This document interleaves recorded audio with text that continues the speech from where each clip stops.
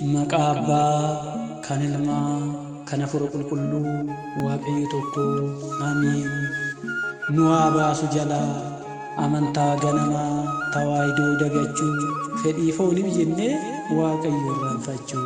mana isaa dhiisnee addunyaa filachuu, guyyaa dhumaa sana ibiddaan gubachuu, kan Waaqayyoo filate ulfina dhoowwachuu, ilma ishee baree haadha isaa dagachuu, daandii dhugaa dhiisnee kan sobaa yaadachuu, osoo gaariin jiru waa namaa hojjechuu, qabeenya obboleessaa obboleessatti naafuu, waan gaarii dagannee waa namaa dubbachuu, firii gaarii dhiisnee kan yaraa facaasu, fedhii fooniif jennee addunyaan kakachuu,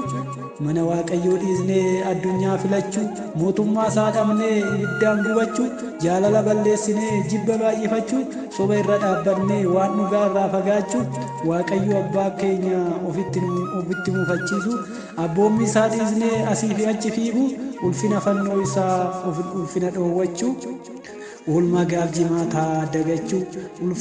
ulfaataa fannoo isaa laphee irraa buufachuu, harka daabiloositti iyyinee gubachuu, nu haa oolchuu jala. Kakaasee kan na jalqabsiisee kan na xumursiisee, galanni Abbaadhaaf, galanni Ilmaaf, galanni Hafuura Qulqulluudhaaf, galanni fannoo isaatiif, galanni deessuu haadha isaatiif, galanni ergamoota duukaa bu'oota raajota isaatiif haa ta'u. Amiin. ዘንዶን አሸንፏል፣ ስሙን በክብር ጽፏል። ዘንዶን አሸንፏል፣ ስሙን በክብር